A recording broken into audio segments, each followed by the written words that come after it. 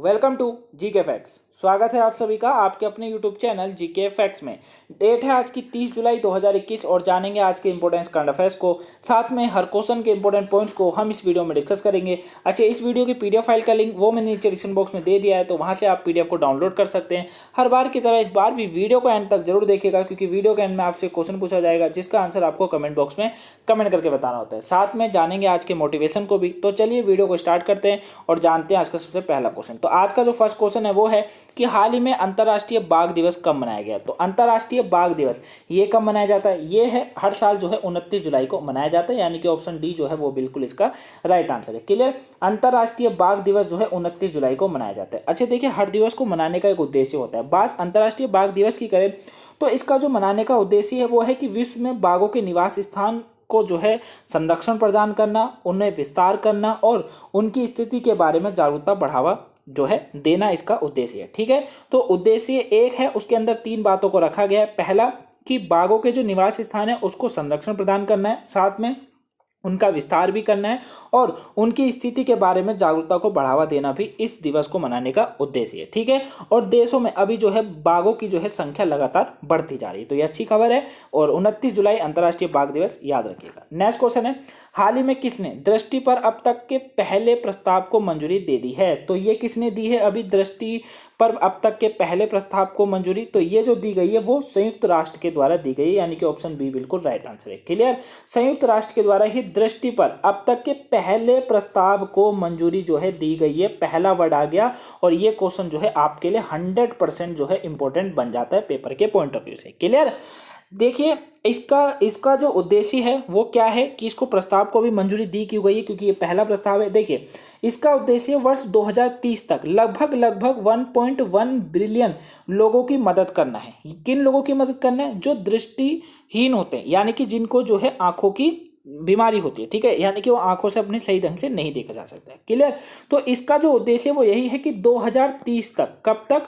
2030 तक लगभग 1.1 बिलियन, ठीक है, 1.1 बिलियन जो है लोगों की मदद करना इसका इस प्रस्ताव को मंजूरी देने का उद्देश्य है। ठीक है, और जो दृष्टि हानि से पीड़ित हैं उनकी। वहीं साथ ही संयुक्त राष्ट्र ने अपने 193 देशों के साथ ये कहा है कि वह अपने प्रत्येक नागरिकों की आंखों की देखभाल सुनिश्चित करें। ठीक है, तो संयुक्त राष्ट्र के द्वारा ये भी कहा गया 193 देशों को कि ये जो 193 देश हैं ये अपने देशों में रहने वाले लोगों की आंखों की जो है सुरक्षा भी करें। क्लियर? तो संयुक्त राष्ट्र द्वारा दृष्टि पर अब तक के पहले प्रस्ताव को मंजूरी दे दी गई है। नेक्स्ट क्वेश्चन, किस देश के विदेश मंत्री एंटनी ब्लिंकेन भारत के 2 दिवसीय दौरे पर आए हैं? तो अभी किस देश के विदेश मंत्री हैं एंटनी ब्लिंकेन, जो कि भारत के 2 दिवसीय दौरे पर आए हैं?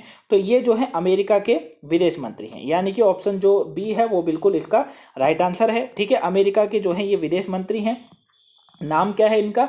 एंटनी ब्लिंकेन, जो कि भारत की 2 दिवसीय यात्रा पर जो है अभी आए हैं। ठीक है, अच्छा इनके आने का उद्देश्य क्या है? देखिए, इन्होंने जो मुलाकात करी है, विदेश मंत्री हैं तो जाहिर सी बात है भारत की यात्रा पर आए हैं।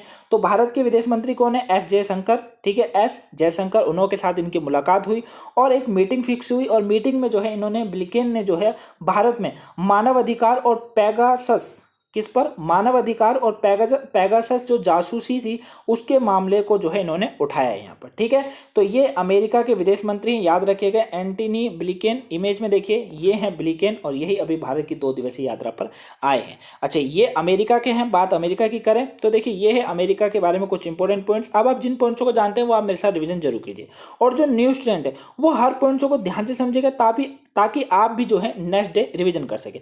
अगर आप चैनल पर यानी कि जीके फैक्ट्स फैमिली पर पहली बार आए हैं तो आप चैनल को सब्सक्राइब जरूर कर लीजिए, क्योंकि जीके फैक्ट्स फैमिली पर आपको डेली करंट अफेयर्स की वीडियो मिलती है जो कि इंपॉर्टेंट पॉइंट्सों के साथ आपको हर पॉइंट्सों को जो है रिवीजन कराया जाता है। क्लियर?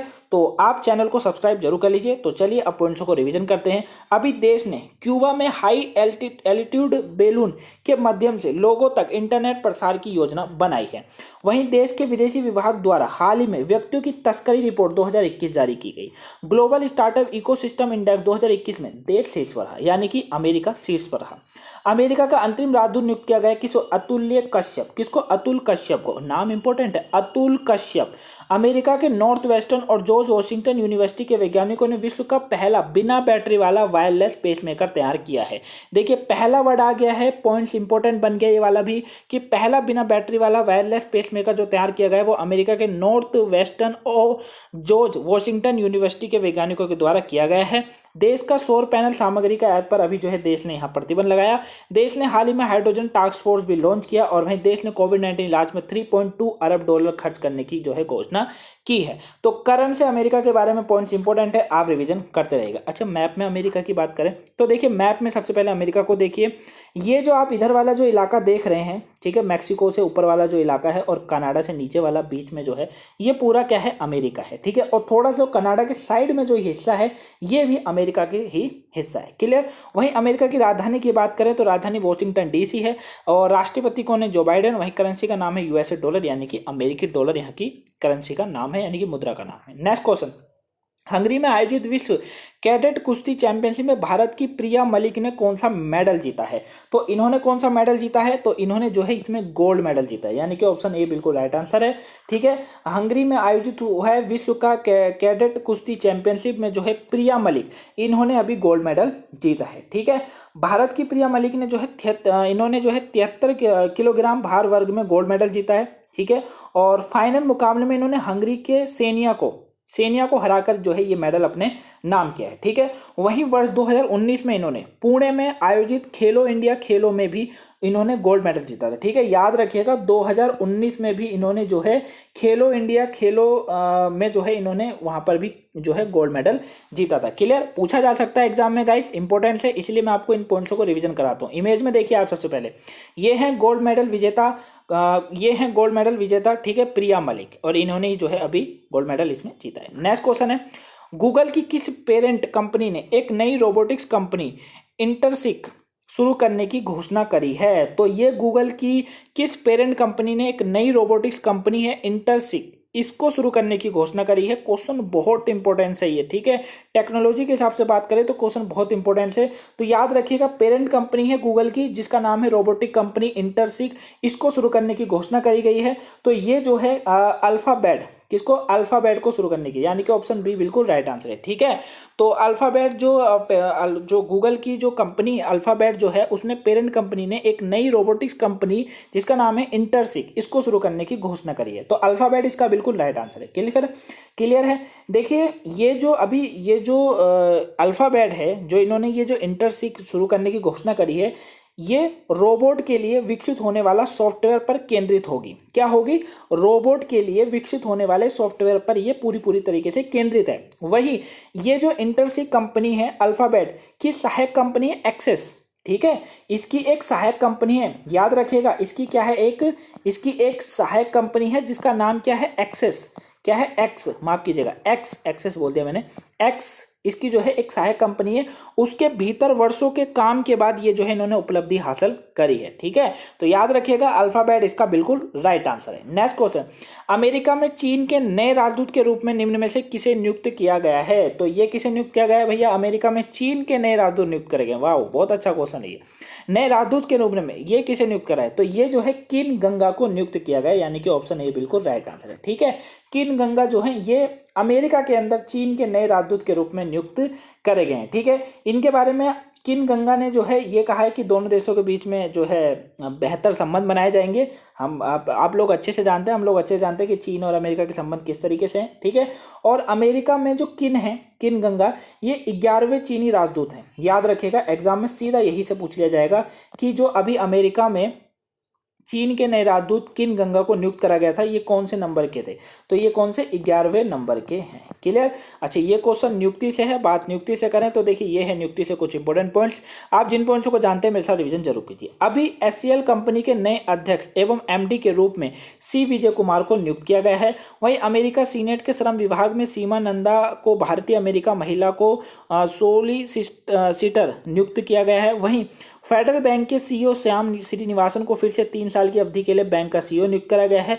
वहीं national high speed rail corporation limited के प्रबंधन निदेशक के रूप में सतीश अग्निहोत्री को नियुक्त किया गया है। उत्तर प्रदेश के नए पुलिस महानिदेशक के रूप में आईपीएस अधिकारी मुकुल गोयल को नियुक्त किया गया। वहीं प्रदीप सिंह टिवाना ऑस्ट्रेलिया में जज नियुक्त होने वाले पहले भारतीय बने हैं। पॉइंट्स इंपोर्टेंट है, प्रदीप सिंह टिवाना ये ऑस्ट्रेलिया में जज नियुक्त होने वाले पहले भारतीय बने हैं। सत्य नडेला को माइक्रोसॉफ्ट के मुख्य कार्यकारी अधिकारी के रूप में नियुक्त करा गया है। तो करण से नियुक्ति से पॉइंट्स इंपॉर्टेंट है, रिवीजन करते रहेगा। चलिए अब जान लेते हैं आज का मोटिवेशन। देखिए ये है आज का मोटिवेशन आपके लोगों के लिए, ताकि आपके दिन की शुरुआत जो है वो अच्छे वर्डों के साथ और अच्छी सोच के साथ और अच्छे वर्डों के साथ हो, तो आपका दिन पूरा अच्छा जाए। इसीलिए जो है डेली मोटिवेशन मैं आपके लोगों के लिए लेकर आता हूँ। तो मोटिवेशन जानते हैं, लाइफ में वह मुकाम हासिल करो जहां लोग तुम्हें ब्लॉक नहीं सर्च करें।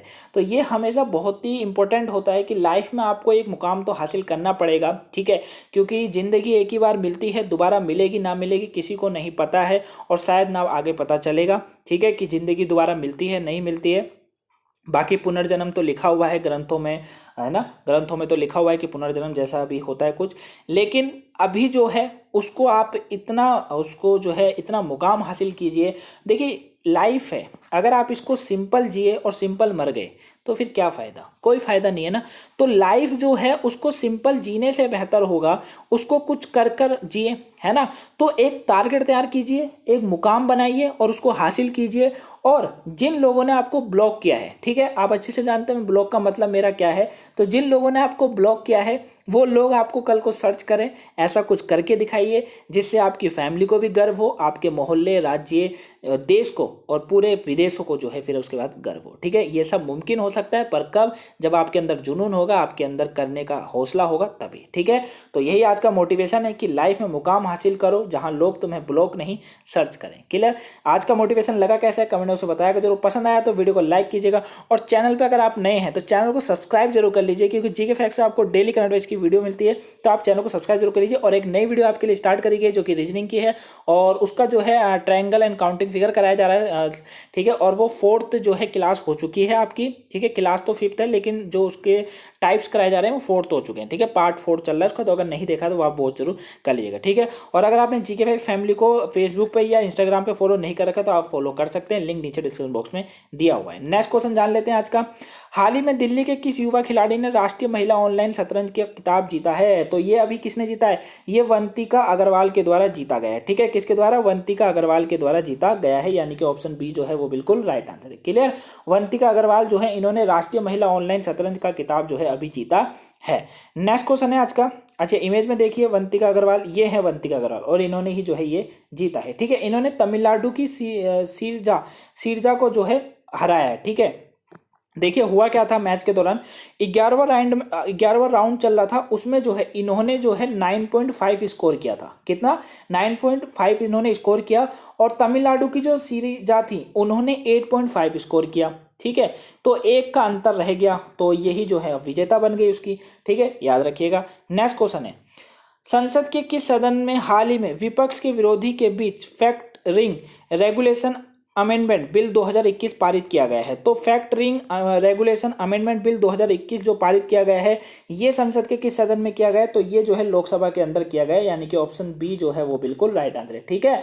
लोकसभा के अंदर जो है अभी fact ring regulation amendment bill 2021 पारित किया गया है। ये अमेंडमेंट है क्या आखिर में, ध्यान से समझिएगा। देखिए इसका उद्देश्य है फैक्टरिंग व्यवसाय के संलग्न होने वाले संस्थाओं के दायरे को बढ़ाना है, ठीक है। और इस फैक्टरिंग जो विनियमन अधिनियम 2021 को उदार बनाना है, ठीक है। 2011 को उदार बनाना है, ठीक है, 2021 नहीं 2011 को जो है उदार बनाना है, ठीक है। अब ये बिल लोकसभा में तो जो है पारित हो चुका है, अब इसको राज्यसभा में जो है विचार विमर्श के लिए भेजा जाएगा। नेक्स्ट क्वेश्चन, हाल ही में किस राज्य सरकार ने बांस औद्योगिक पार्क की आधारशिला रखी है? तो ये किसने रखी है? तो ये जो है असम सरकार के द्वारा रखी गई है, यानी कि असम राज्य सरकार के द्वारा रखी गई है। ऑप्शन डी बिल्कुल राइट आंसर है, ठीक है। असम के जो मुख्यमंत्री हेमंत बिस्व शर्मा, ठीक है, उनके द्वारा ही जो है हेमंत बिस्व शर्मा के द्वारा ही जो है ये अभी जो है आधारशिला जो है रखी गई है, किसकी? बांस औद्योगिक पार्क की, ठीक। और इसके द्वारा जो है इस परियोजना को डोनर मंत्रालय से 50 करोड़ रुपए भी लागू किए जाएंगे। और इसका जो पूरा होने के बाद ये कहा जा रहा है कि यह परियोजना क्षेत्र के अर्थव्यवस्था में एक नए युग को शुरुआत करेगी और स्थानीय युवाओं को जो है रोजगार मिलेगा, व्यापार का भी अवसर इसमें जो है पैदा होंगे। क्लियर।